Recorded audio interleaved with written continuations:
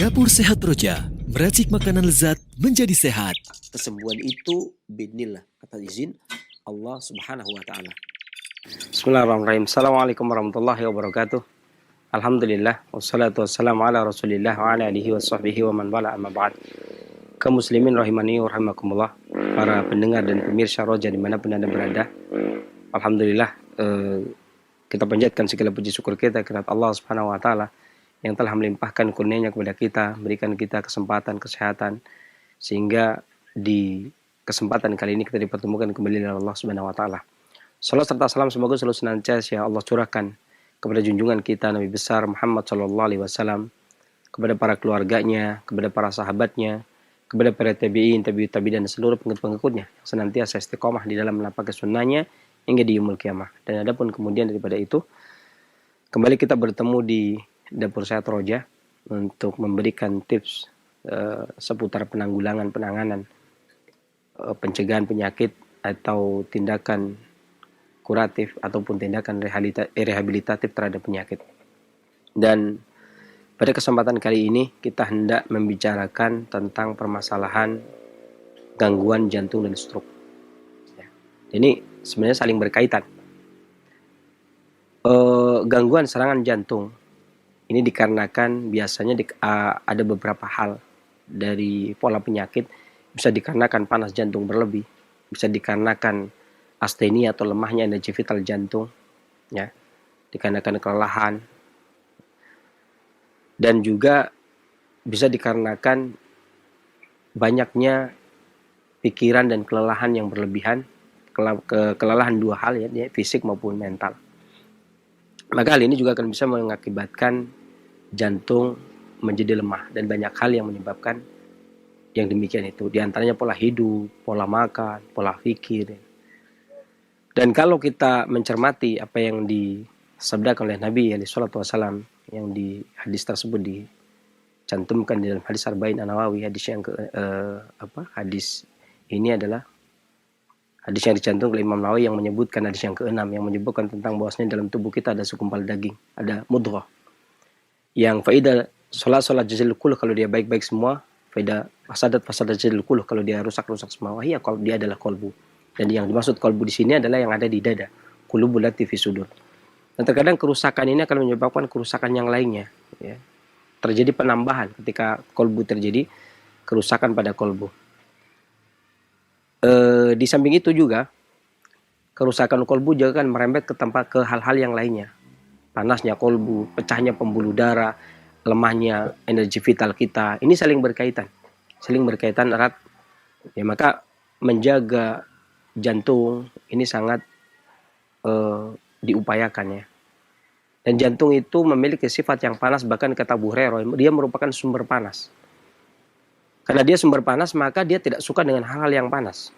Ya, sebagaimana kita ketahui secara fitrah ketika orang yang berada di puncak, berada di tempat yang dingin, tentunya dia tidak suka yang dingin. Begitu pula ketika orang yang berada di pinggir pantai, di cuaca yang panas, tentunya dia tidak suka memakan makanan atau minuman-minuman yang memiliki sifat dan rasa yang panas. Begitu pula dengan jantung panas, maka dia tidak suka dengan sesuatu yang panas. Emosi bisa menyebabkan panas, atau kerja berlebih, aktivitas berlebih, begadang berlebih, itu bisa menyebabkan panas jantung berlebih, sehingga lama-kelamaan justru energi vital jantung itu akan terkuras, ya. Maka pada kesempatan kali ini kita hendak memberikan tips berkaitan dengan itu. Yang pertama adalah istirahat yang teratur. Dilarangnya kita itu tidur di 2 waktu, siang dan tidur di 2 waktu malam, dan lebih cepat tidur, ya.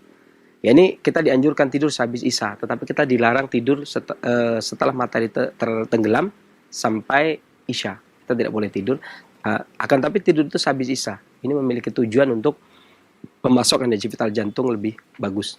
Ya, kemudian kita juga tidak boleh tidur sehabis subuh sampai matahari terbit. Adapun yang siang hari kita tidak boleh tidur di waktu matahari terbit sampai berlalunya waktu duha. Kemudian yang kedua, tidak boleh kita tidur di waktu asar atau habis asar sampai matahari terbit.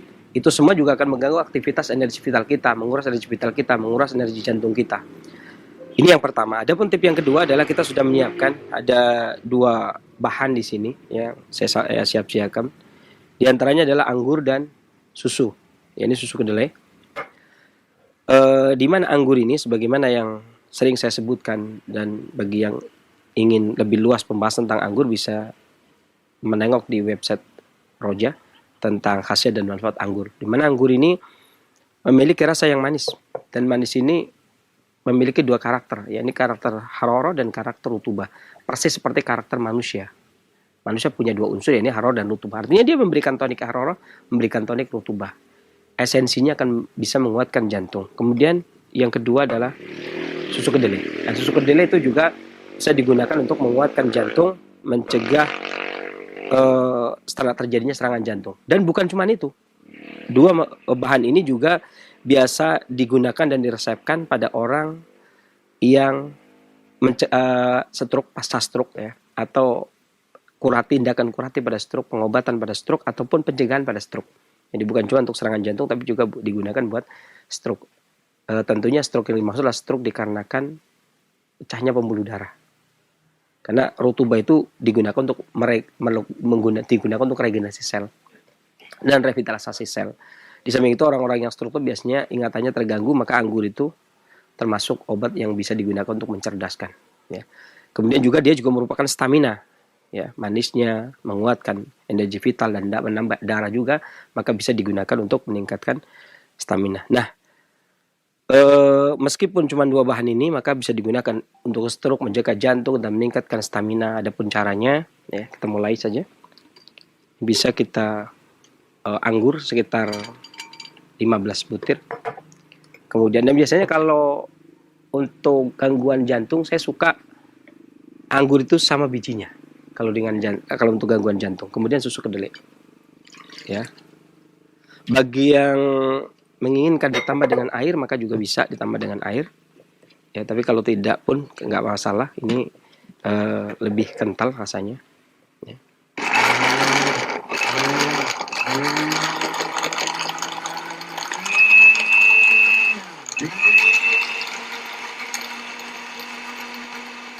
Giling sampai halus, tapi saya sengaja pakai sekalian bijinya ya, sama kulitnya sama bijinya. Dan lebih bagus anggur yang merah karena dia bagus buat jantung.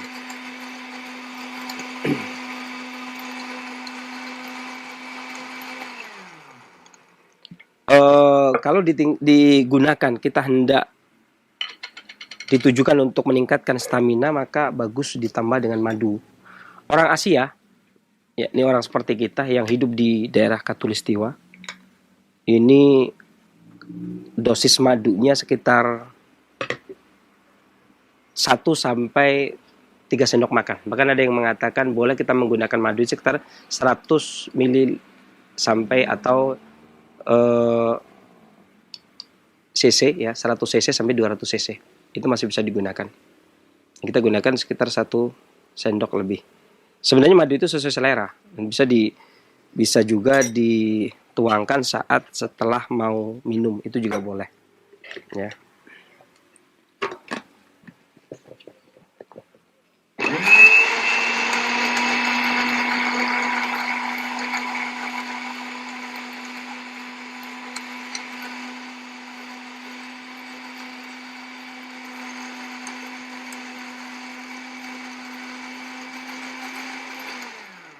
Tidak perlu disaring.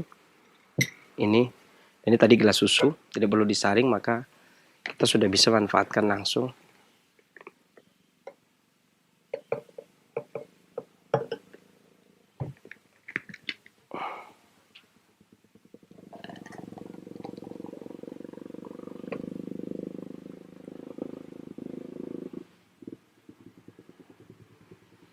Jadi 15 butir anggur, kemudian sekitar 150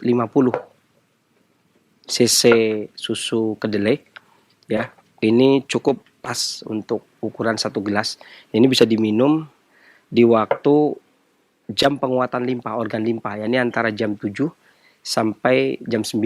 Ini waktu yang pertama. Adapun waktu yang kedua antara jam 9 sampai jam 11. Ada 2 waktu kita bisa minum dengan tujuan untuk meningkatkan stamina, maka bisa di pagi harinya antara jam 7 sampai jam 9. Adapun untuk menguatkan jantung, maka kita bisa minum jus anggur soya ini bisa diminum antara jam 9 sampai jam 11 untuk gangguan stroke dan serangan jantung.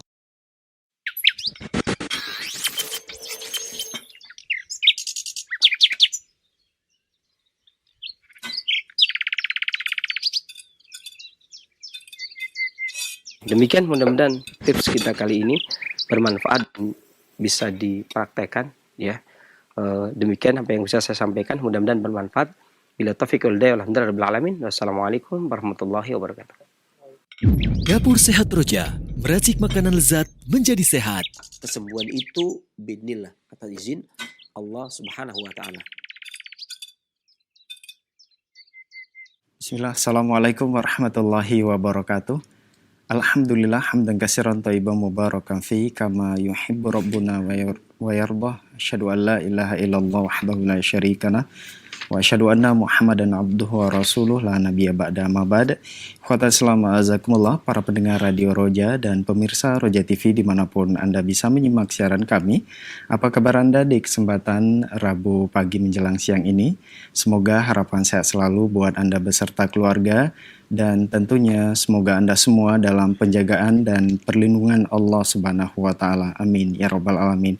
Dan seperti biasa di kesempatan ini kita berada dalam program Dapur dalam program Dapur Sehat Roja bersama pakar kesehatan klasik kita Sensei Abu Muhammad Faris Al-Kianji hafizahullahu taala. Dan di kesempatan pagi menjelang siang ini pembahasan berkaitan dengan mencegah dan mengobati penyakit jantung. Alhamdulillah Sensei sudah berada di studio untuk menemani kita semua. Ada baiknya kita sapa terlebih dahulu. Assalamualaikum warahmatullahi wabarakatuh Sensei. Waalaikumsalam. Gimana kabarnya Sensei? Alhamdulillah sehat ya. Alhamdulillah. Baik, Assalamualaikum. Dan setelah penyampaian materi, silakan Anda dapat bertanya secara langsung seputar kesehatan atau keluhan penyakit. Dan kita langsung ke Sensei Abu Muhammad. Sensei, hari ini kita pembahasan berkaitan dengan mencegah dan mengobati penyakit jantung dan jus anggur dan susu kedelai yang disarankan. Bahan-bahannya 2 ons atau 15 butir anggur merah, 150 ml susu kedelai dan madu secukupnya. Baik Sensei, kalau kita berbicara tentang penyakit jantung secara klasik, bagaimana sih mengetahui seorang sudah terkena serangan jantung, atau apakah ada tanda gejala awal yang mengarah ke serangan jantung yang harus diwaspadai bagi orang yang belum terkena? Ya. Bismillahirrahmanirrahim. Assalamualaikum warahmatullahi wabarakatuh.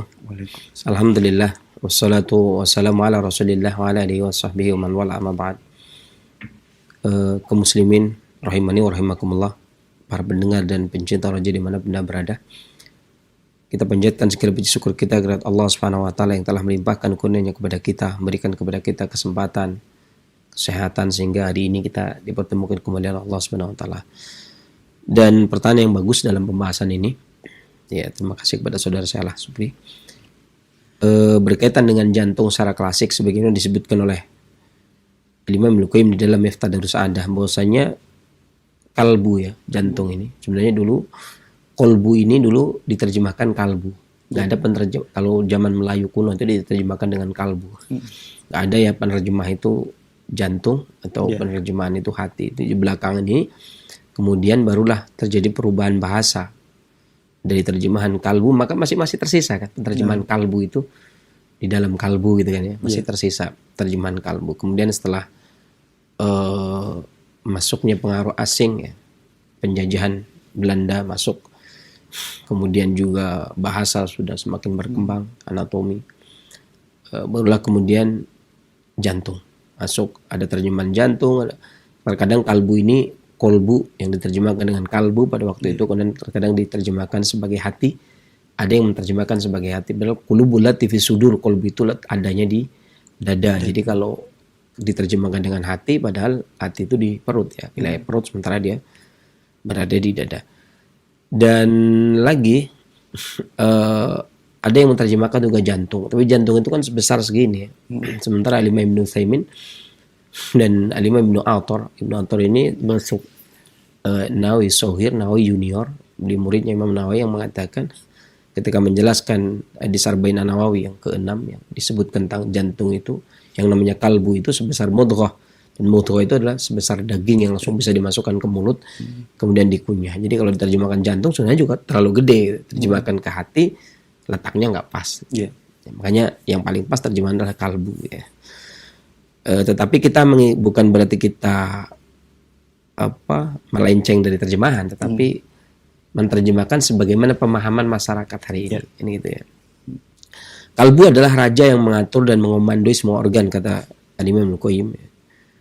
Organ tubuh kan, dia dikelilingi dan dibantu oleh semua organ, ya organ tubuh yang lain. Dan kalbu ini atau jantung ini letak keberadaannya di tengah. Ia adalah organ yang paling mulia, kata beliau, rahimahullah ta'ala.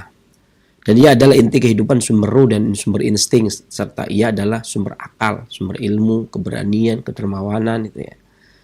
Kehendak, cinta, sabar, santun, ridho, marah, dan sifat-sifat terpuji lainnya. Jadi semua organ baik lahir maupun batin maka bergantung pada kalbu ini. Nah, yang dimaksud dengan penyakit jantung yang ini adalah penyakit bagian bukan batinnya, bagian organnya. Jantung dari sisi organ atau kalbu dari sisi organ, bukan kalbu dari sisi batiniah, karena dibagi menjadi dua kan tentunya. Ya, yang madda dan kaifiyat, yang fungsinya atau yang berhubungan dengan batinnya atau yang berhubungan dengan materinya. Dan pembahasan di sini ada yang berhubungan dengan materinya. Kalau yang berhubungan dengan batin ya seperti cinta, kehendak, ridho, marah gitu ya. Itu kan kalau marah, kemudian cemas, khawatir itu kata Imam Al-Qayyim dalam Tibbun Nabawi, obatnya adalah apa yang datang dari Nabi alaihi salatu wasallam ya. Tapi kalau dia emosi dari kalbu tersebut sudah memiliki pengaruh terhadap materi, terhadap badan, maka beliau Imam Al-Qayyim menyebutkan dalam Ighatsatul Lahfan, maka obatnya dua, alamiah dan syariah. Alamiahnya itu dampaknya yang ke materi, syariahnya itu emosinya kan. Dan kalbu ini memiliki hubungan yang sangat luas. Artinya secara umum kalau di dalam pengobatan klasik, penyakit kalbu secara khusus begitu, ini sebenarnya bisa dibilang sangat parah sekali karena dia punya hubungan dengan lidah, berarti tidak bisa bicara dong ya. Punya hubungan dengan mata sehingga tidak bisa melihat dong gitu kan. Punya hubungan dengan panca indera sehingga panca indera itu sebenarnya tidak berfungsi gitu. Ya. Otak tidak berfungsi, semua organ tubuh tidak berfungsi karena dia sumber haroro, sumber panas yang ada di dalam tubuh. Bahkan dia dialah yang berpikir ini berdasarkan tiga madhab ya, kecuali Abu Hanifah. Madhab Hanafi menyatakan akal pikiran itu adanya di otak. Sementara madhab Hanafi karena kata Imam Al-Qurtubi, Imam Abu Hanifah sendiri tidak berpendapat demikian. Tapi kalau tiga madhab menyebutkan ya bahwasanya semuanya ada di dalam kolbu. Ya. Kulubun yakilun, kolbu yang berakal dalam Quran surat Al-Hajj. Ya. Ini tentunya yang dimaksud kolbu pun bukan kolbu ke arah situ ya, bukan yang tidak berakal, kemudian tidak bisa mengendalikan mata, tidak bisa mengendalikan panca indera, tidak bisa mengendalikan semua organ. Artinya bukan kalbu dalam fungsi sebagai raja dia, tapi sebagai wadah dan materi yang fungsinya secara khusus ya. Artinya bukan tidak berkaitan. Artinya banyak orang yang sakit jantung tapi matanya bisa melihat kan.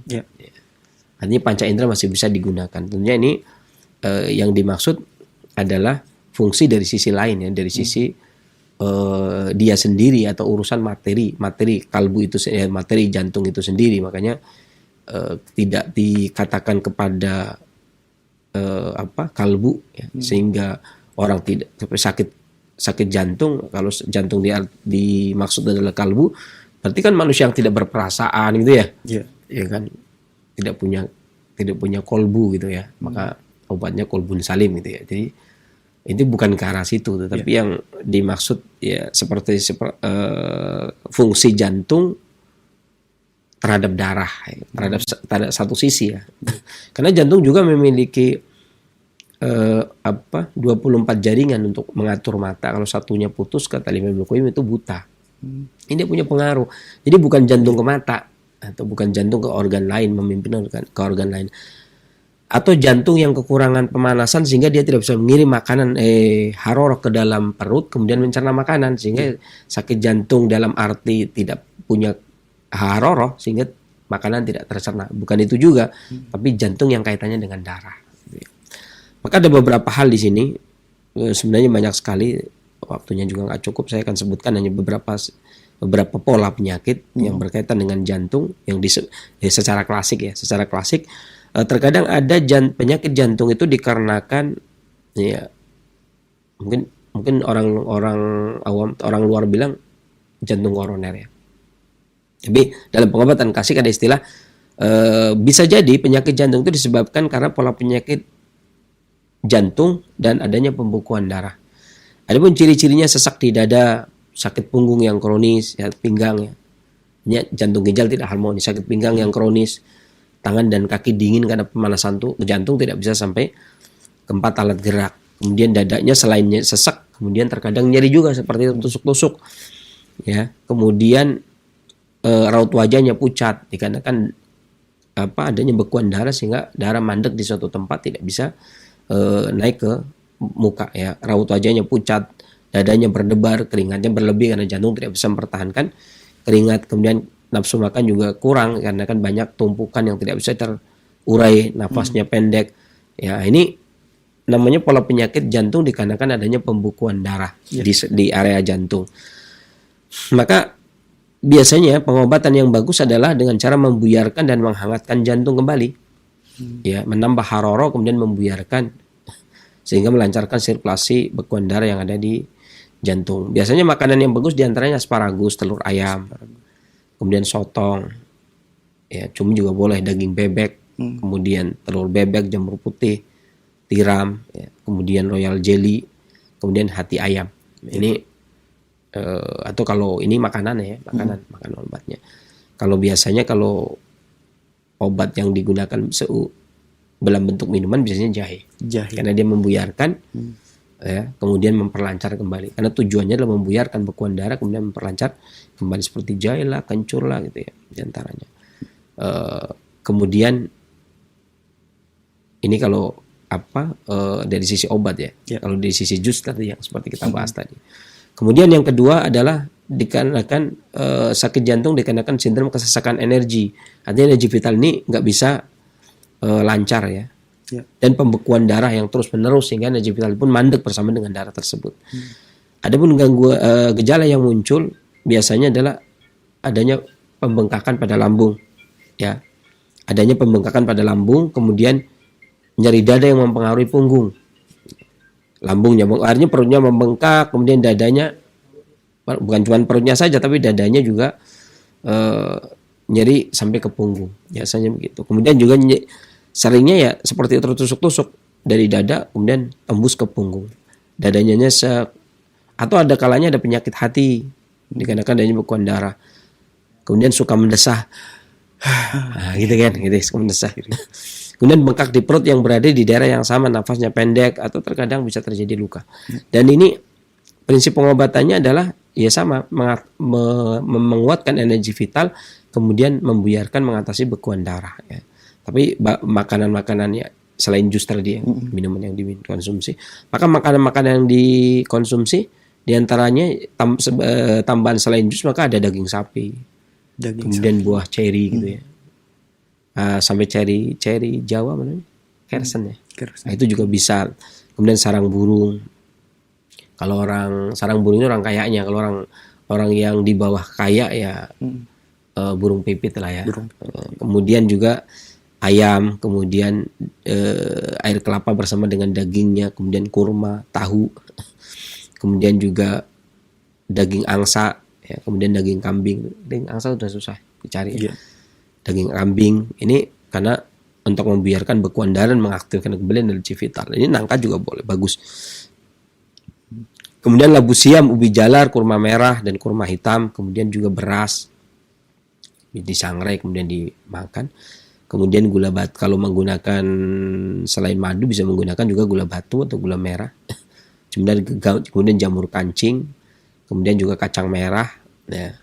Kemudian juga obat yang biasa digunakan terkadang seringnya dulu kunyit. Dan pada kasus yang seperti ini saya masih ingat kalau resep yang ada digunakan di rumah sakit Bethesda dulu. Ada resep yang dikeluarkan oleh dokter rumah sakit Bethesda, namanya dokter tradisional, karena Bethesda dulu adalah rumah sakit tradisional terakhir dulu ya. Itu menggunakan temu hitam dengan akar tebu hitam itu kalau menggunakan sebagai obatnya. Terkadang menggunakan temu putih, terkadang menggunakan temu hitam disertai dengan akar tebu hitam.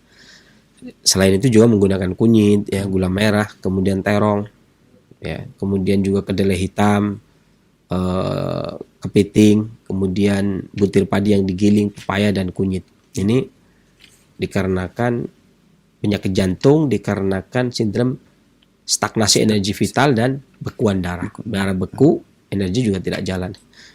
Ya, kemudian ada kalanya juga dua lagi saya sebutkan di sini karena waktunya. Kemudian ada kalanya dikarenakan kelemahan hati, ya, dan kekurangan esensi pada ginjal juga akan mengakibatkan penyakit jantung. Di antaranya nyeri di dada terutama di malam hari. Nyerinya hanya di malam hari saja. Gak seperti yang tadi saya sebutkan. Kemudian kesulitan defekasi dan kesulitan buang air kecil. Kemudian juga gampang pusing gitu. Kemudian juga mata, tenggorokan atau mulut kering ini mulai sampai ke mata. Kemudian gampang lelah, jadi naik tangga sedikit yuk lelah gitu ya. Jadi nggak cocok ini kalau studionya di sini kan orangnya sakit jantung gitu ya. Alhamdulillah yang narasumber nggak ada yang sakit jantung. Jadi alhamdulillah. Jadi sakit kepala dengan nyeri di alis. Jadi kadang kan sakit kepala macam-macam ya ada di alis ini. Termasuk karena kelemahan organ hati ya dan kekurangan esensi ginjal ini. Tapi masuk kategori sakit jantung juga di alis. Di alis ya. Kadang-kadang orang dikasih balsam ya, di alis. Kemudian nyeri pinggang atau lumbago, nyeri seketika haid pada wanita. Kemudian juga rabun ayam itu apa ya? Apa ini? Jadi kalau sore hari itu dia pandangan matanya sudah mulai gelap, apa namanya? Kalau bahasa saya rabun ayam ya. Kotok ayam itu rabun ayam ya. Berarti sore hari dia kayak orang company dulu ya istilahnya kan. Kalau orang Belanda kan dulu katanya kalau malam hari dia rabun gitu, nggak ngelihat. Nah itu kasusnya seperti itu. Kemudian juga keringat di malam hari, nyeri perut di bagian atas telapak tangan dan kaki, panas, ya tidak bisa tidur. Kemudian orangnya juga pelupa. Ini kalau gangguan jantung dikarenakan astenia energi vital ginjal, pinggangnya lemas, ya dan raut wajahnya memudar, akhirnya lama-lama menghitam. Yang bagus, makanan yang bagus diantaranya adalah sarang burung, walet agak mahalan atau burung pipit, kemudian keju, telur ayam, kacang polong, gula coklat, ya, kemudian kerang, asparagus, telur ayam, sotong, kemudian daging bebek, telur bebek, jamur putih, tiram, royal jelly, kemudian hati ayam biasanya ini digunakan untuk kenaikan kekurangan nutrisi sebenarnya ya. Kemudian yang terakhir yang keempat, ini dikarenakan astenia rutubah dan haroroh yang terus menerus, dikarenakan mungkin sakit terlalu lama, tidak diobati atau pengobatannya tidak tepat sehingga dia terkuras energi vitalnya, terkuras harorohnya, terkuras rutubahnya, terkuras nutrisinya, terkuras tenaganya, ya karena sakit terlalu lama berkepanjangan, nggak diobati, atau dia sakit diobati tapi nggak sembuh, pengobatannya tidak tepat. Itu yang kedua. Yang ketiga karena usia. Ya. Biasanya anggota tubuh dingin dan seluruh tubuh itu dingin atau mudah lelah, batuk dengan ludah yang mengandung darah atau batuknya darah. Ya, jadi tapi batuk ya, bukan keluar darah bukan, tapi kuluk tapi reaknya darah itu ya. Kan kadang ada orang yang saking kelelahannya nah itu kemudian dia keluar darah gitu ya. Ini beda. Bukan orang yang batuk. Jadi nggak batuk tapi dia keluar darah, ini dalam keadaan kelelahan. Ini para pengobat biasanya kalau dulu zaman saya belajar ini ya biasanya pada nguji diri, di fullin ini nanti muntah darah. Oh iya benar, ternyata saya muntah darah itu. Muntah darah tapi senang. Ya kayak saya pun bukan nggak pernah ya, pernah juga habis dari Roja kemudian mau nengok anak ke Solo, kemudian bawa mobil malamnya, kemudian sampai Pemalang. Muntah darah gitu kan, keluar darahnya. Terus dari Brebes itu sampai Pemalang itu keluar darah. Kemudian teman satunya gimana? Taunya kan meludah biasa karena nggak batuk soalnya. Ganti enggak, karena memang lagi nyoba diri kan. Karena udah lama nggak nyoba. Dulu nyoba pertama itu saya tahun berapa ya? 97 kalau nggak salah. Itu kegiatan di full, sering rapat, muntah darah juga. Muntah darah itu dari jam 3 sampai jam 4 pagi. Itu dikarenakan kelelahan. Ini kelelahan, memang kelelahan sekali. Jadi jantung nggak kuat gitu kan. Itu juga begitu. Jadi tapi Roja full, ya kan. Kemudian berangkat lagi bawa mobil ya, sampai Brebes ternyata muntah. Sampai nggak pulang dulu untuk berobat, nggak lanjut gitu ya. Ya karena ya itu tadi yang namanya parah dan tidaknya penyakit kan tergantung sudut pandang. Kadang ada kalanya orang melihat, oh itu parah, kita harus belok ke rumah sakit. Gak darurat, UGD dong. Ya tergantung sudut pandang. Ada kalanya seorang pengobat A memandang ini penyakit ringan, nggak berat. B, ini berat banget itu ya.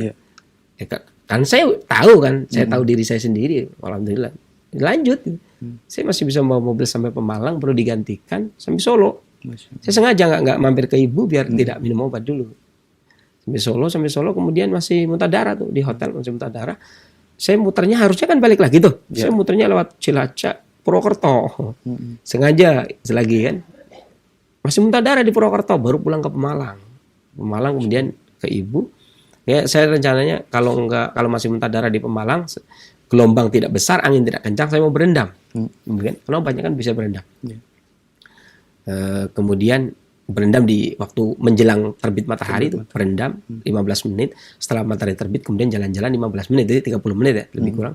Kemudian pulang. Itu biasanya udah reda. Nah, qadarullah angin kencang, ombak besar, jadi nggak bisa berendam. Ya. Begitu nggak bisa berendam, kemudian ibu tahu saya masih keluar darah. Udah gitu. Parutin kunyit itu biangnya, kemudian dikasih garam sedikit, garam kasar ya, kemudian diminum, itu udah berhenti tuh.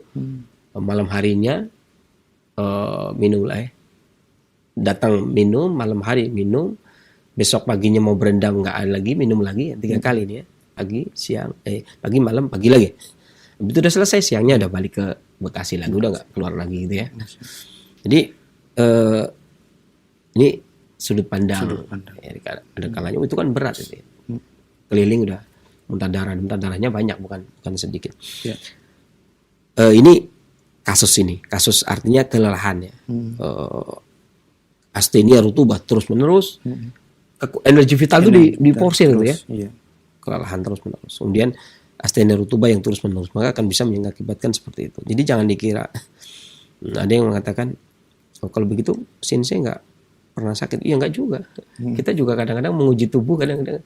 Kalau kita ini sekarang udah agak mending ini kan. Saya usia udah agak tua, jadi udah jarang menguji tubuh ya. Ya sekali-sekali kayak kemarin juga menguji tubuh kadang-kadang masih kangen untuk menguji tubuh ya. Di porsir ngajar seharian gitu. Kemudian besoknya lagi ngajar sehari. Habis itu pulang-pulangnya keluar darah, kelelahan. Jantungnya lelah banget ini. Jadi jangan dikira enggak, artinya kita tahu persis seberapa kekuatan tubuh kita, berarti segini gitu ya. Oh, dulu saya sekian baru keluar darah, ini sekarang enggak ya. Ini kasus ini ya, kekurangan rutubah dan kekurangan haroroh. Kemudian pusing juga.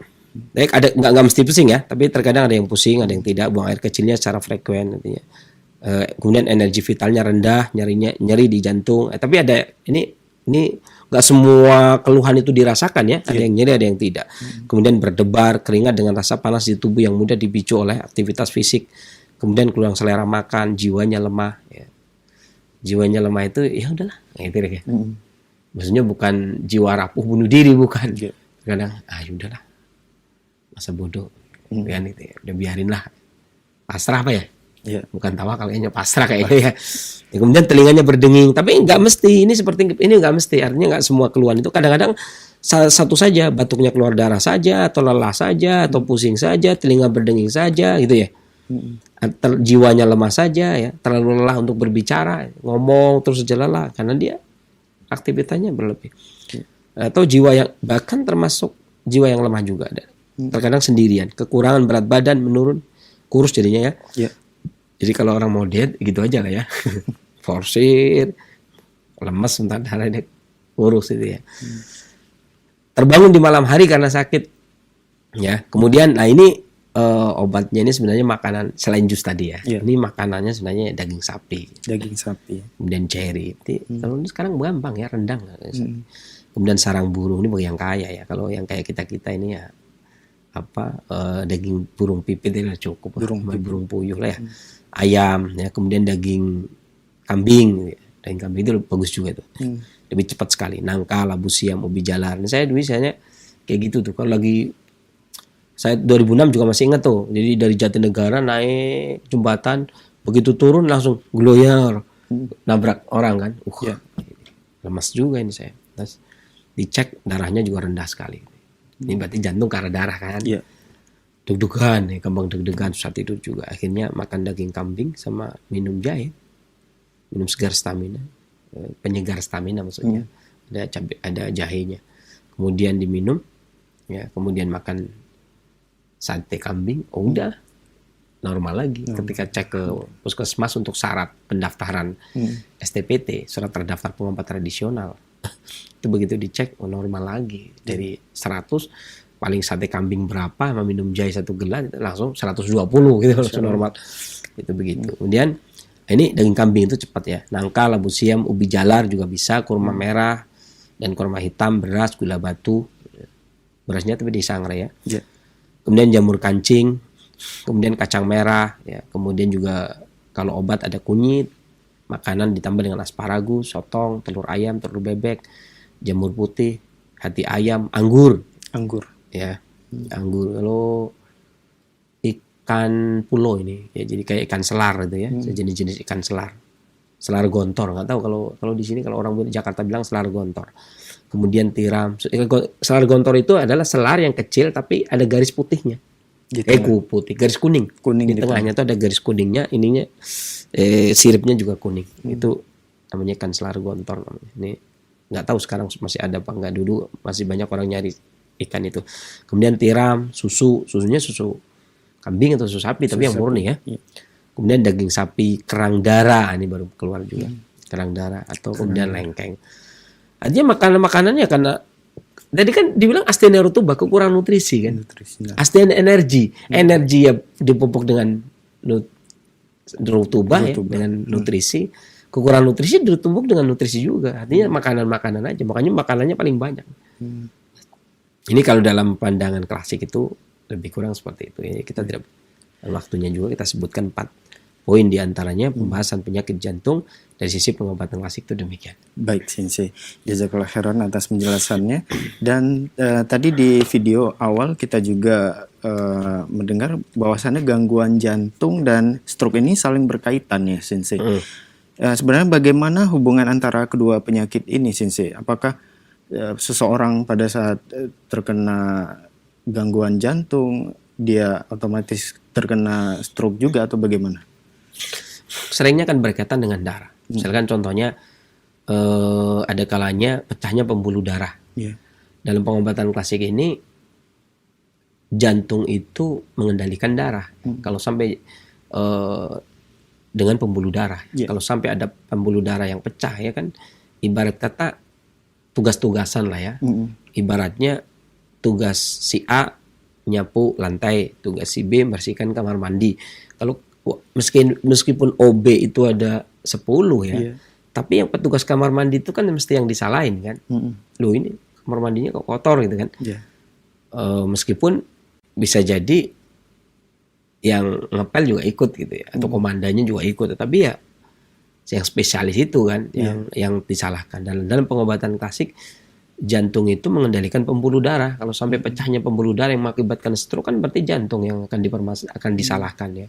Dan walaupun yang mengendalikan darah agar tidak keluar dari pembuluh darah adalah limpa kalau dalam pengobatan klasik ya. Tetapi ketika yang mengendalikan pembuluh darah adalah jantung, seharusnya kan dia elastis ya, seharusnya jangan terlalu keras karena energi vital kan dari jantung juga. Kalau ada sumbatan sedikit lemak saja dorong darah pecah pembuluh darah. Stroke itu kan biasanya sebenarnya haja ya, darah yang bergejolak.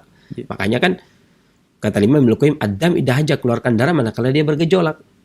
Atau ihtajamul tabayyuk, keluarkan darah agar dia tidak tabayyuk. Stuck. Energi vital tetap dorong ya, dari jantung tetap dorong, pecah pembuluh darah. Kalau di otak kan stroke. Stroke, Gitu ya. Nah, makanya segera dikeluarkan agar darah itu tidak pecah di pembuluh darah Pembuluh otak darah. ya kan. Kalau ini kan berarti kalau jantung relatif stabil, darah stabil, itu ya. Iya. Kemudian nggak ada, bukan kayak itu terkadang kolesterol juga. Iya kan adanya lemak yang tinggi juga karena makanan tidak tercerna sebagian besar menjadi lemak. Lah yang menghancurkan kan dalam pengobatan klasik tugasnya jantung untuk mengurai makanan lebih besar menjadi rutubah. Ya, kalau lebih besar menjadi balgam, jadi dak dan reak, ya salahnya siapa kan? Gitu. Walaupun dalam hal ini juga tukang cerna juga ikut andil ya, ikut andil. Artinya entah itu karena kolesterol, entah itu karena darah kan kaitannya dengan jantung juga. Nah, Sensei, dan jantung ini memiliki sifat yang panas ya, Sensei. Bahkan kata Abu Sumber Hurairah, sumber panas, yang betul. panas. Kata Abu Hurairah radhiyallahu anhu, jantung merupakan sumber panas. Sumber panas, betul. Ya. Dan Ini perkataan Abu Hurairah, betul. makanan apa saja yang memiliki sifat panas yang harus dihindari dan diwaspadai bagi penderita penyakit jantung, Sensei? Jantung itu mengembangkan fungsinya tentunya dengan makanan rasa pahit untuk mengendalikan dia agar tidak terlalu panas. Tetapi jantung tetap butuh panas ya. Tetap Jadi butuh panas. ada beberapa kasus kalau panas jantung berlebih yang kita butuhkan pahit.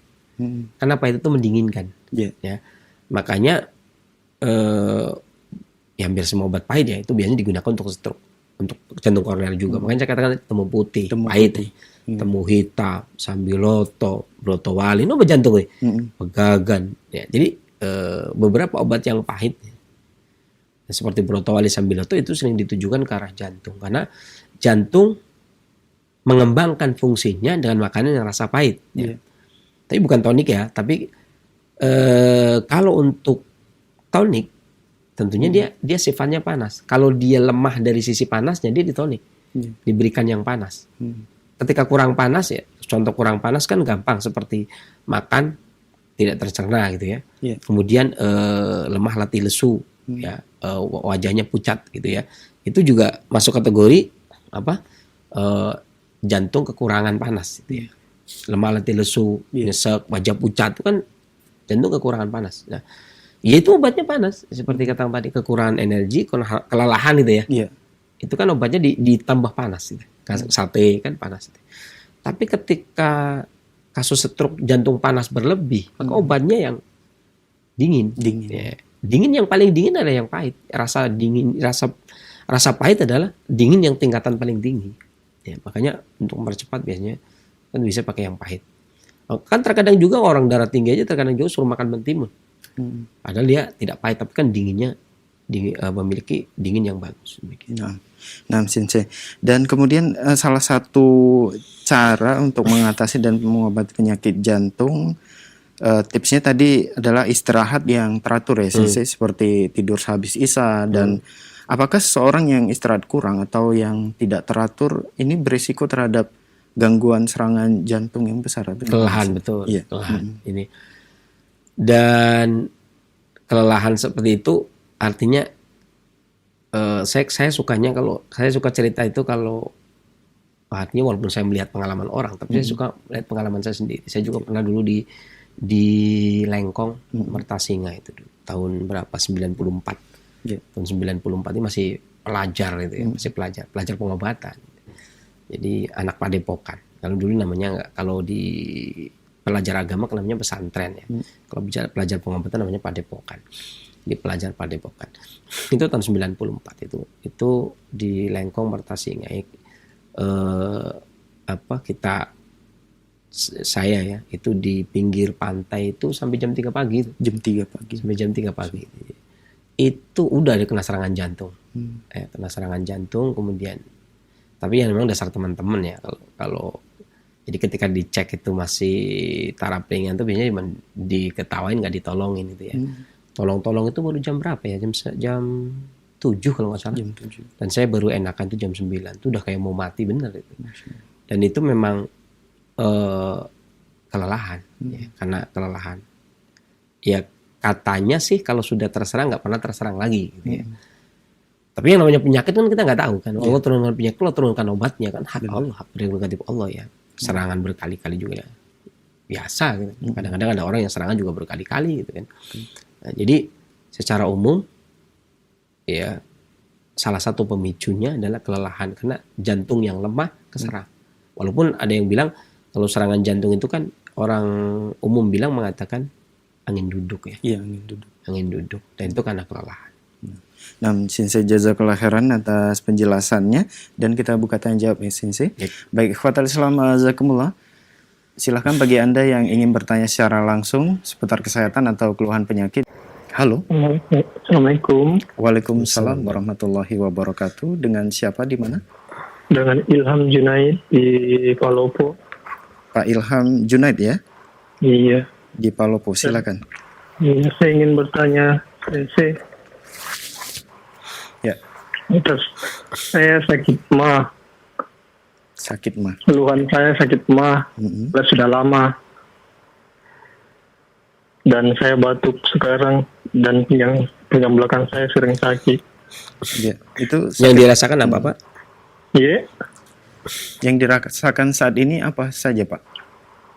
Sakit belakang juga, sakit belakang, sakit mahnya, kambuh mahnya gara-gara batuk. Ya, sakit belakang ini di bagian mana maksudnya, Pak? Di punggung atau Sebelah di kanan, pinggang sebelah kanan. punggung sebelah kanan? Iya. Baik. Perutnya yang dirasa gimana, Pak? Perutnya sebelah kiri. Nyeri, perih, Perih. kembung? Biasa juga. Sekarang enggak kembung. Sekarang Cuma nyeri dan perih saja ya? Iya. Badan turun sekali Sensei karena sudah lama ini mahnya. Udah berapa lama? Sudah berapa bulan ini yang kambuhnya sudah Berapa tahun? bulanan. Saya berobat di Lugo Alaminet. Lugalamimet. Iya. di mana itu? Ya, baik. Baik, pertanyaannya sudah bisa kami tangkap, Bapak. Mohon ditunggu jawaban dari Sensei. Dari mana? Palopo ya? Palopo. Iya, jazakallah khair. Ya. Silakan, Ada Sensei. ya. Jadi memang kalau makanya tadi saya mengejar untuk keluhan perutnya, Pak ya. Karena ya mungkin kalau orang Sunda bilang ya pamali lah, artinya tangannya mengambil ke arah yang bukan bagiannya. Karena dalam pengobatan klasik maupun tradisional kan sebenarnya nggak ada istilah penyakit mah. Ya kan, ada kalanya di pengobatan tuh mengobati berdasarkan sindromnya atau pola penyakit atau berdasarkan keluhan. Pola itu kumpulan keluhan. Ya. Makanya tidak kemudian saya tidak serta-merta menerima ya mah obatnya ini kan tidak. Artinya saya tetap masih berusaha untuk menggali apa yang dikeluhkan. Ya. Dari yang dikeluhkan itu sebenarnya gini Pak, kalau perut itu lemah, dan itu ada dua, bisa dikarenakan fungsi hati berlebih, asam dari hati berlebih, kemudian dia menekan perut, limpa dan lambung, atau maida dan tihal, perut besar dan perut kecil, ya sehingga terjadi kembung, ya. Atau dikarenakan panas jantung berlebih yang masuk ke dalam perut dan kurangnya cairan kuning pelumas yang dari kantong empedu sehingga terjadi peradangan pada perut, ya. Atau adanya stagnasi, nyeri biasanya adanya stagnasi, kemudian luka dan seterusnya. Ini yang menyebabkan nyeri. Karena kalau asam berlebih saja ya sebenarnya rasanya bukan nyeri ya, bukan seperti tertusuk, teriris, ya. Tapi karena saking asamnya, ya terkadang orang mengistilahkan seperti nyeri, bahkan sampai ke pinggang dan seterusnya. Karena dan ada istilah, makanya biasanya kami membagi nyeri menjadi dua, nyeri yang tumpul atau nyeri yang runcing. Ya.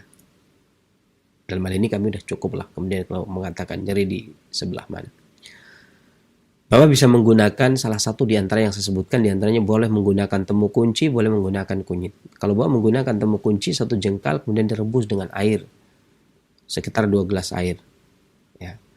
Rebus sampai mendidih, kecilkan apinya kurang lebih sekitar 10 menit, biarkan di atas api. Setelah 10 menit kemudian diangkat, minum sedikit demi sedikit agar perut ini terasa nyaman dan bisa beradaptasi atau bisa terbiasa ya. Ini bisa dilakukan pagi, siang, dan sore setelah makan ya. Atau Bapak bisa menggunakan kunyit ya. Kunyit diiris kemudian direbus dengan air 1 gelas. 1 gelas ini berarti sekitar 210 cc atau 220 cc. Sambil mendidih, kecilkan apinya, biarkan sekitar 10 menit ya. Kemudian disaring, kemudian diminum sedikit demi sedikit seperti minum teh habis makan ya. Dan yang paling utama banget ketika gangguan seperti itu adalah hindari banyak pikiran, khawatir, cemas gitu. Karena gini, kata Imam Ibnu Qayyim, kalau penyakit itu kan bisa dikarenakan mada, bisa dikarenakan kaifiat. Emosi yang melukai, kalau dalam Ghazatul Lafan ya, emosi yang kemudian melukai organ, kan petugas pengobatan badan mengobati organnya. Adapun emosinya, ya kan bukan haknya pengobatan badan. Ya, tapi kalau khawatir, cemas, stres, banyak pikiran itu. Artinya kan meskipun diobati dicakar lagi gitu ya. Ya kan? Ini satu sisi kasih obat nih. Apa ya ibaratnya ini luka. Kasih obat nih ya. Habis itu sehat lagi gitu ya. Kasih obat lagi. Sehat lagi, kasih obat lagi. Kayak main-main juga. Ya kan? Ini udah agak kering dikit, sehat lagi. Jadi balik lagi saya lagi, ya nggak kelar-kelar jadinya. Jadi kalau kami para pengobat klasik itu mengistilahkan khawatir cemas itu seperti menyayat-nyayat perut sendiri gitu ya. Ya, dan nyerinya karena itu tadi. Makanya kadang-kadang kan ucapannya itu, ya kan dia ada orang yang bilang begitu. Ucapannya itu pedih benar gitu ya. Gitu ya. Kan mengiris-ngiris jiwa saya gitu. Jadi kadang ucapan aja bisa mengiris-ngiris. Padahal kadang-kadang lidah dianggap lebih tajam dari pedang. Karena ucapan itu lebih perih. Pedang pun kalau masuk kemudian gak stagnasi kan nggak perih juga. Kalau ketusuknya sedikit ya, karena saya juga pernah nih ya di sini. Pedang baru jelas, tapi darahnya terus dikeluarin terus itu ya, jadi nggak perih.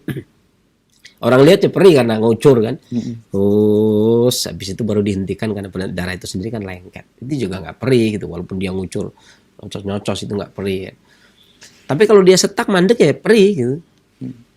Makanya bagaimana agar ketika kita merapatkan dia sirkulasinya tetap lancar. Dan kalau itu tadi kan tetap aja. Kalau khawatir cemasnya masih dipiara ya tetap tidurnya jangan terlalu malam, kemudian jangan khawatir cemas, berbanyaklah tawakal kan begitu Pak. Ya.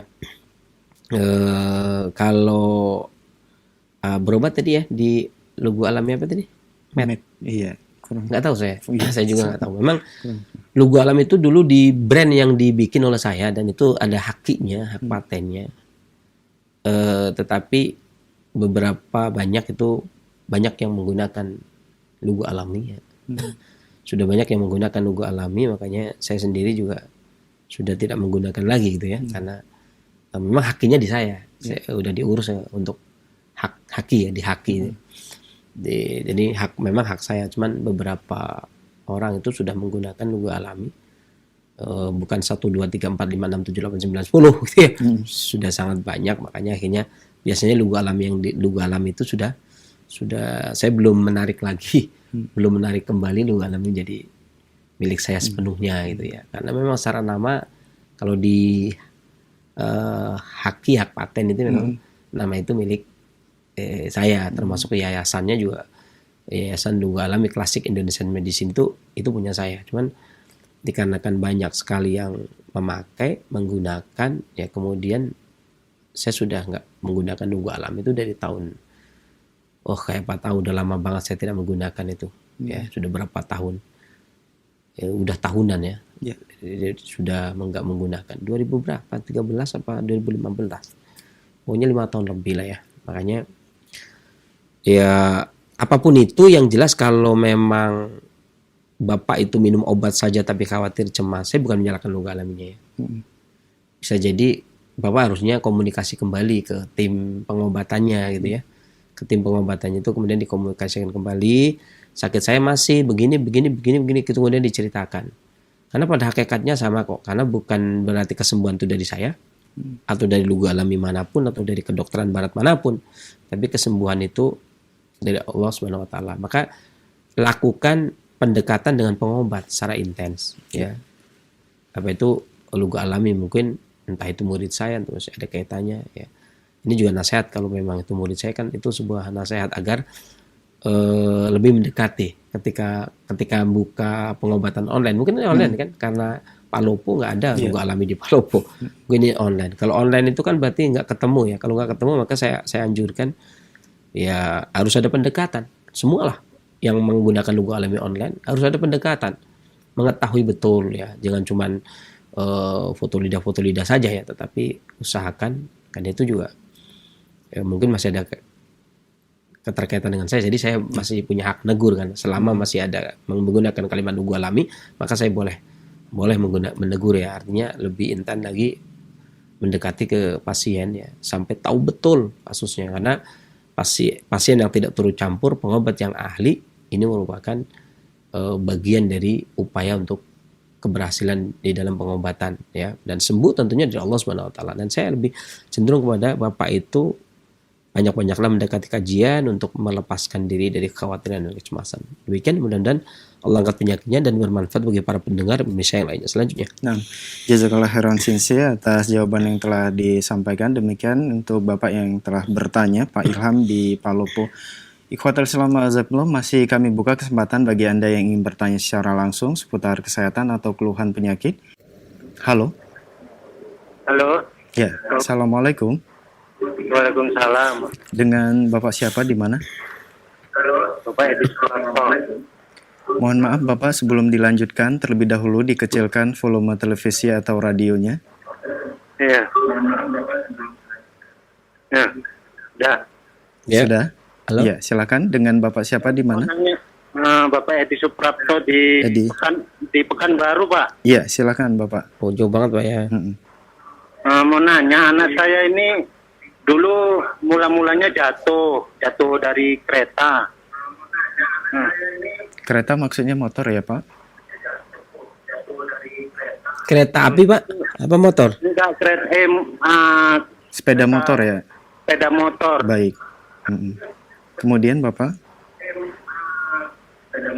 Sepeda Halo? motor. Iya, sepeda motor. Ya. Jadi sekarang mudah lupa itu apa obatnya itu, Sensei, gitu. Maksudnya? Maksudnya setelah jatuh dari motor tersebut, anak Bapak mudah lupa? Iya, sekarang banyak mudah lupa gitu. Itu apa itu obatnya? Umurnya berapa Pak? Umurnya sekitar SMA kelas 2, berapa ya? Lupa saya. Baik. Baik, itu saja pertanyaan Bapak. Cukup Pak? Sama ini mau nanyakan itu obat lambung bengkak sama tipes itu apa itu obatnya tuh? Cukup Pak ya, karena waktunya juga saya akan jawab satu saja. Baik. Baik Bapak, mohon ditunggu jawaban dari Sensei. Ya. Jazakallah khairan. Saya jawab yang pertanyaan awal Ya. saja ya, karena memang waktunya juga. Jadi 3 pertanyaan saya tidak jawab, dan kalau yang tidak jawab saya rasa jawabannya pun Bapak bisa melihat video kami ya di Roja, itu udah kebahas juga kok tentang apa kasus yang tadi tipes dan sebagainya. Adapun untuk yang pelupa, ada beberapa hal sih ya. Terkadang ketika seseorang itu terjatuh kecelakaan, kemudian adanya kalau versi kami ya, dalam istilah kami pengobatan klasik itu ketika apa ya, sumsum dari dimak. Jadi makanya kata Al-Imam Al-Muqayyim, fa inna dimak wa huwal muh. Dimak itu ya muh itu sumsum, itu isinya sumsum. Jadi sumsum ini kemudian fungsinya kata Imam Al-Muqayyim adalah menyejukkan kolbu. Dari situ agar kolbu bisa berpikir. Nah, ketika terjadi sumbatan, kurangnya sumsum yang masuk ke dalam kolbu ini, ke dalam kalbu terhambat ya, sehingga terjadi panas. Itu juga bisa membuat seseorang susah berpikir atau blank, ingatannya jadi lepas. Ya, atau bisa juga dikarenakan sumsum hambatan sumsumnya dari ginjal.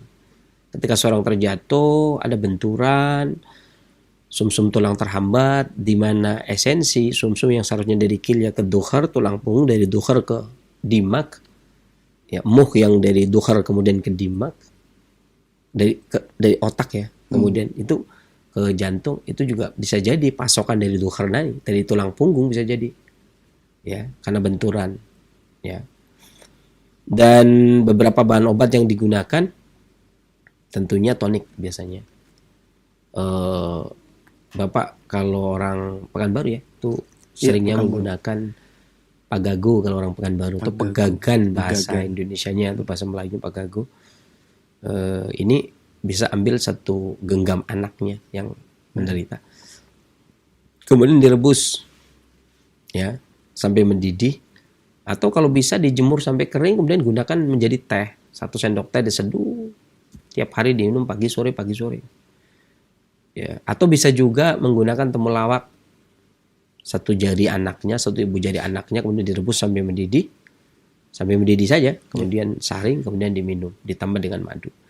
Demikian mudah-mudahan Allah angkat penyakitnya dan bermanfaat bagi para pendengar dan pemirsa yang lainnya. Selanjutnya. Nah, jazakallah khairan Sensei atas jawaban yang telah disampaikan. Dan kita beralih ke pertanyaan melalui pesan singkat di kesempatan ini. Ada beberapa pertanyaan yang sudah masuk dari Ummu Muhammad di Sulawesi dan beberapa penanya lainnya dengan pertanyaan yang senada. Assalamualaikum warahmatullahi wabarakatuh, Sensei. Sensei tadi disebutkan berkaitan dengan susu kedelai. Susu kedelai yang dijual di pasaran biasanya sudah ditambah gula pasir. Dan yang saya mau tanyakan, bagaimana caranya membuat susu kedelai sendiri, Sensei? Baik dari takaran airnya ataupun dari kedelainya berapa? Seperti itu. Sebenarnya yang pertama kalau tadi kan masalahnya karena ditambahi gula pasir gitu ya. Nah, itu sebenarnya sesuatu yang mudah, tinggal ngomong sama, tolong dong minta jangan dikasih gula pasir itu ya. Adapun kalau untuk membuat susu kedelai, ada beberapa resep dasar ya, susu kedelai untuk membuat susu kedelai. Ini bisa dengan beberapa cara. Ini bisa menggunakan, kita misalkan menggunakan 1 on ya. 1 on kedelai. Nah, ini 1 on kedelai ya. 1 on kedelai ukuran besar, kulitnya kuning, tidak cacat, dibersihkan. Kemudian direndam di dalam 1 liter air selama 10 sampai 12 jam. Kemudian ditiriskan.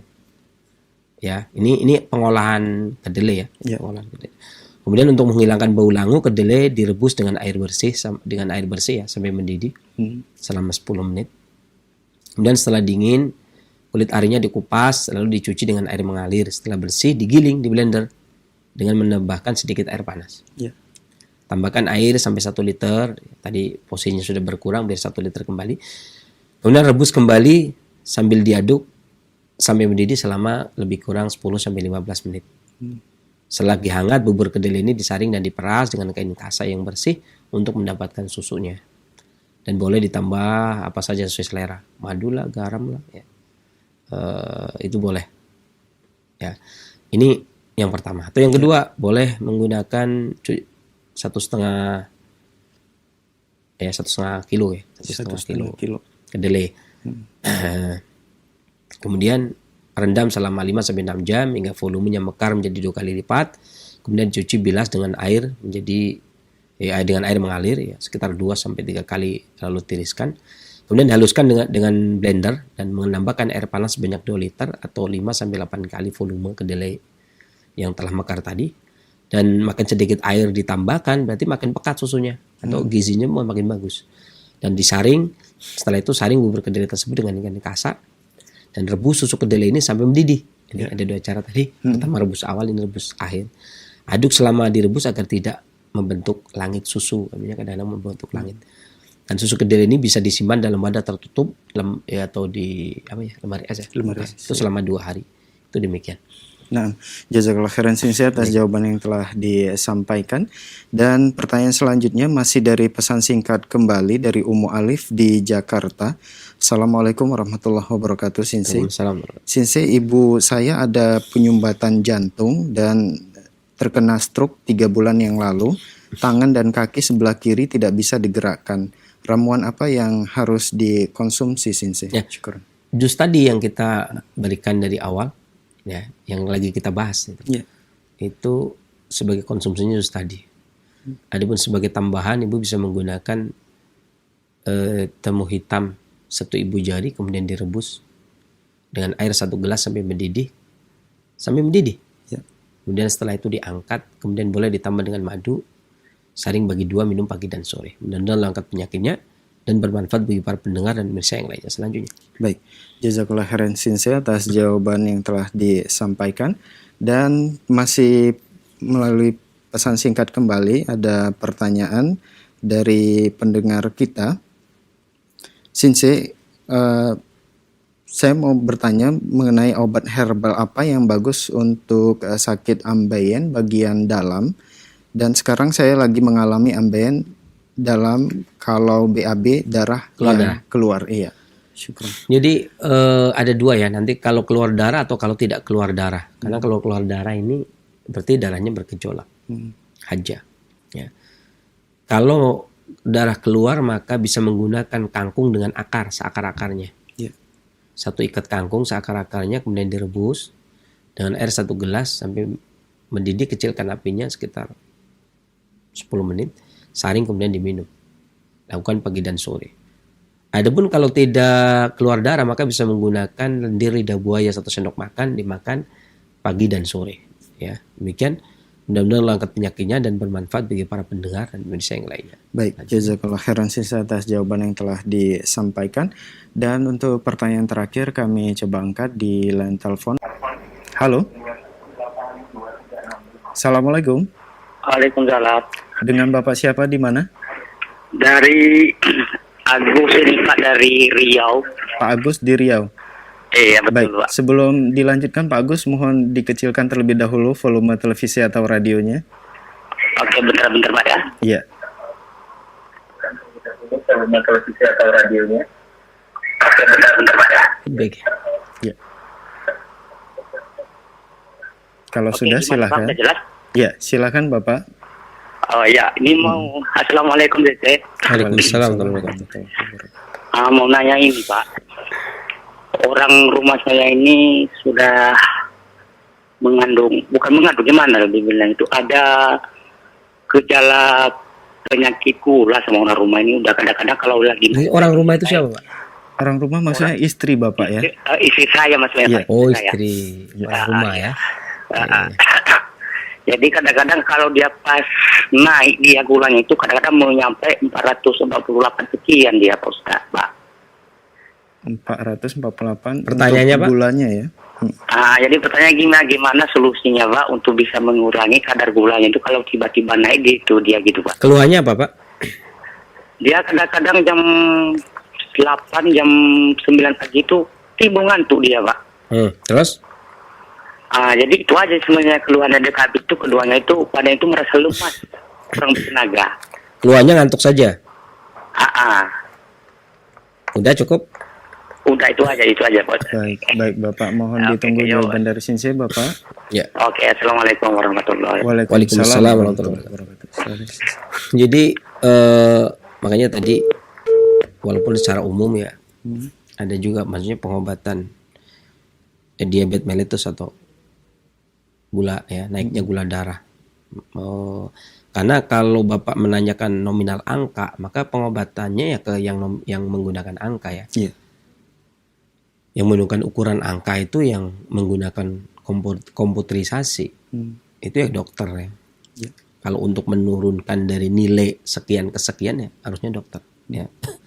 Makanya saya tadi menanyakan tentang keluhannya paling tidak kalau ketika seseorang naiknya darah kemudian naiknya gula darah kemudian membuat ngantuk, dari situlah kita menghukumi karena ada beberapa sisi ya. Karena pada prinsipnya ketika gula menumpuk atau lemak menumpuk tidak bisa tercerna kan secara umum kita menghukumi dari kelemahan limpa, meskipun secara khusus ya kita telah membahas ya tentang penyakit diabetes mellitus dalam pembahasan integrasi timur dan barat. Ada 15 penyakit barat yang kemudian kita urai ya dalam pengobatan klasik, di antaranya adalah diabetes atau gula darah.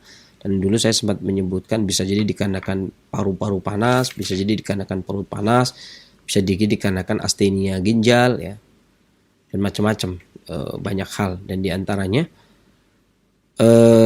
kalau keluhannya itu astenia ya, terjadi kelemahan, gampang lelah dikarenakan astenia vital ginjal atau memang kelemahan limpa. Nah, itulah yang kita hukumi. Jadi bukan naiknya gula darah dan sebagainya, karena sebelum naik pun kadang-kadang kalau pengobat klasik kan begini ya. Keinginan yang kuat untuk makan banyak, lauknya banyak itu aja kita menghukumnya udah gula naik gitu. Makanya kata pendapatnya Al-Hafidz Ibnu Katsir yang dimaksud dengan, makanya kita kan makan minumlah kalian dan jangan berlebih. Wa kulu wasrabu wa la tusrifu.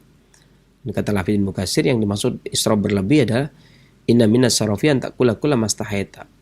Kita memiliki keinginan makan yang kita sukai banyak-banyak itu aja. Itu aja udah israf, udah berlebih, udah melemahkan badan gitu ya. Obatnya ya tahan, jangan terlalu banyak makan seperti itu. Jangan terlalu banyak lauk makannya ya. Baik orang rumah maupun orang luar rumah ya. Kemudian adapun bahan obat yang digunakan, salah satu penelitian yang pernah ini saya sebut karena berkaitan menyebutkannya gula darah ya. Di antaranya yang makanan yang setara dengan insulin, di antaranya adalah pare. Meskipun ada yang mengatakan tidak, ada dokter yang mengatakan tidak pernah ada penelitian. Ini konyol banget karena penelitiannya banyak sekali dari dalam dan dari luar negeri. Kalau pare itu banyak setara dengan insulin.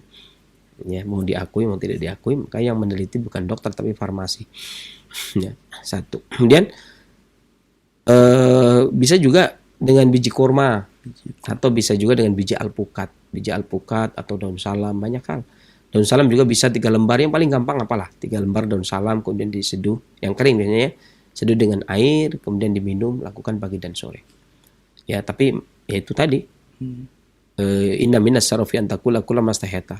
Disebut israf berlebih kalau dia makan semua yang disukai. Ya, itu juga sudah penyakitan namanya. Demikian dan angkat penyakitnya dan bermanfaat bagi para pendengar dan pemirsa yang lainnya. Baik, jazakallah khairan Sinse atas jawabannya.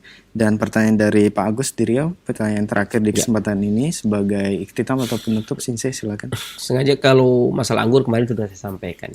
Sebagai penutup, saya ingin membacakan tentang hasil penelitian pada bulan Februari tahun 94. Sebanyak 250 ilmuwan, ahli gizi dan perawat kesehatan profesional yang berkumpul di Mesa, Arizona untuk mendengarkan penemuan terbaru dalam pencegahan dan penanganan penyakit kanker serta jantung. Kelompok ini terdiri atas para peneliti dari Hirosaki University School of Medicine di Jepang, kemudian juga University of Helsinki di Finlandia dan University of Milan dari Italia.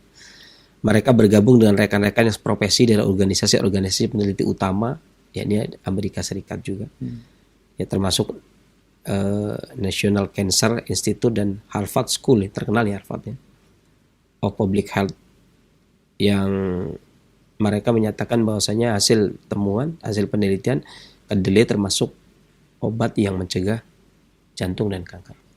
Ya, ini penelitian awal 94 kemudian berkembang sampai hari ini. Penelitian terus berlanjut. Ya, meskipun belum ada final, dan kita tidak bertumbuh pada penelitian ini. Kenapa? Ma'anzalallahu da'an ila anzalal syifa. Allah turunkan penyakit, Allah turunkan obatnya. Itu dasar kita. Para peneliti belum nemu. Kalau penyakitnya sudah turun, berarti obatnya sudah turun. Kata Al-Imam Al-Qayyim. Jadi yang namanya obat itu ilmu. Bukan berarti kalau belum diketahui oleh seorang tabib, seorang dokter, seorang sinse, kemudian belum ada obatnya. Karena setiap Allah turunkan penyakit, pasti Allah turunkan obatnya. Bodoh amat dengan peneliti, dengan pabrik lah, dengan apa. Yang jelas setiap Allah turunkan penyakit, pasti Allah turunkan obatnya. Meskipun pabriknya belum berdiri, meskipun dokternya belum lahir, penelitinya belum lahir, apalagi hasil penelitian belum ada. Dan itu namanya, jadi itu yang namanya ketawakalan kita kepada Allah Subhanahu wa taala. Jangan sampai kemudian obat ini belum ada, ini obat minum seumur hidup. Ya, seumur hidup namanya bukan obat. Obat ya diminum, obat diminum sudah, masa seumur hidup itu namanya masa penyakit. Kalau begitu nggak ada obatnya. Jadi pada prinsipnya tetap ini beda prinsip ya. Artinya beberapa tabib itu memiliki perbedaan prinsip yang sangat signifikan. Jadi berpegang kepada Allah turunkan penyakit, Allah turunkan obatnya, maka tidak ada penyakit yang belum ada obatnya. Kalau kemudian ngomong belum ada, masih diteliti, itu kan bisnis, ya kan? Karena bisnis mata, jadi obat belum, maaf obatnya belum turun, kami lagi teliti, itu kan bisnis. Dari penelitian itu membuahkan keuangan. Wallahi Allah sudah menurunkan jauh sebelum kalau penyakit kan dari dulu ya, jauh sebelum mereka lahir ya. Kalau penyakit itu sudah ada ya berarti obat itu sudah ada. Ya, maka bertawakallah kepada Allah Subhanahu wa taala. Karena kata Imam Ibnu Qayyim yang namanya obat itu ilmu, alimah man alimah wa jahilu man jahila. Yang Allah beri pengetahuan dia tahu, yang tidak. Itu saja, dan kita gampang ngomong kok. Ini obatnya sudah ada, tapi saya wallahu a'lam, saya tidak tahu. Allah yang tahu, selesai urusan. Dan Allah alam bagian dari ilmu, dan itu sesuatu yang gampang sekali. Makanya kalau orang tanya, mah obatnya apa, saya jawab tidak tahu. Diabetes obatnya apa, saya jawab tidak tahu. Tapi kalau keluhan apa, saya akan berusaha untuk menjawabnya. Kan begitu, ini namanya sesuai dengan job description-nya. Dan ini tidak merendahkan diri, artinya ketika saya tidak tahu obat, ya karena saya bukan malaikat, saya manusia, pasti ada yang tidak tahu. Dan kalaupun saya tahu, itu kan hanya secara umum ya, yang boleh jadi ketika digunakan boleh jadi sembuh, boleh jadi tidak sembuh. Ya. Karena kesembuhan adalah ketergantungan kita kepada Allah Subhanahu wa taala. Ketergantungan kita kepada Allah Subhanahu wa taala dalam meminta, di dalam memohon. Ya. Bagaimana mungkin kemudian seorang manusia atau tanaman kemudian menghalangi tawakal kita kepada Allah Subhanahu wa taala. Tentunya ini sesuatu yang lucu sekali, bahkan naudzubillah ya. Seharusnya itulah kadang-kadang orang kita hari ini lebih bergantung kepada materi daripada kepada Allah Subhanahu wa taala. Kembali kepada Allah Subhanahu wa taala, karena beliau zat yang menurunkan penyakit dan menurunkan pula obatnya. Setiap ujian, setiap masalah pasti ada jalan penyelesaiannya. Mudah-mudahan bermanfaat apa yang saya sampaikan, kekurangan dari saya dan kesembuhan dari Allah Subhanahu wa taala. Saya akhiri bila taufiq wal hidayah. Alhamdulillah rabbil alamin. Assalamualaikum warahmatullahi wabarakatuh.